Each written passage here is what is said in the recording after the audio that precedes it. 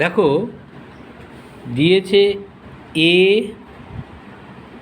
is to B 5:11, B is to C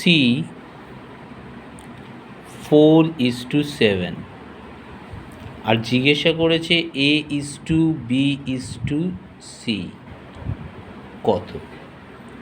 এটাকে বলা হয় কম্পাউন্ডেড রেশিও ফরম্যাট, মানে দুটো রেশিওকে একসঙ্গে কম্পাউন্ড করা হচ্ছে, কম্পেয়ার করা হচ্ছে।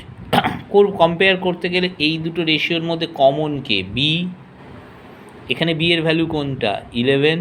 এখানে বি এর ভ্যালু কোনটা? 4। এই দুটো কম্পেয়ার করে যদি আমি এদের এলসিএম করে ফেলি, সমান করে ফেলি, তাহলেই হবে। তাহলে এলসিএম অফ 11 and 4 44। তাহলে আমরা বিটাকে 44 করতে চাই। তাহলে A is to B, আমি যদি 44 করার জন্য 11কে 4 দিয়ে মাল্টিপ্লাই করি, তাহলে দুটোকেই করতে হবে।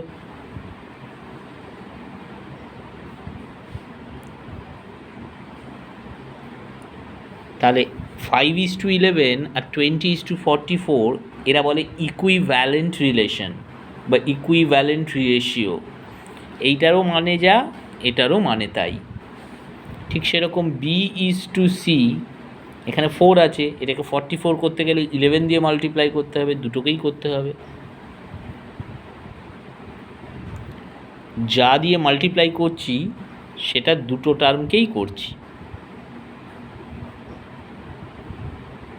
তাহলে দেখো এখানে B 44, এখানে B 44, সেম হয়ে গেছে।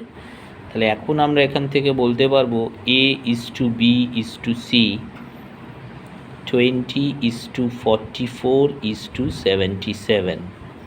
A is to B 20:44 R B is to C, B 44 হলে C 77। তাহলে আমাদের এটাই অ্যান্সার। আবার অনেক অঙ্কে এখান থেকে A is to C জিজ্ঞাসা করে, কখনো কখনো A is to Cও জিজ্ঞাসা করে। তাহলে A কত? 20, C কত? 77। সেক্ষেত্রে এটা অ্যান্সার।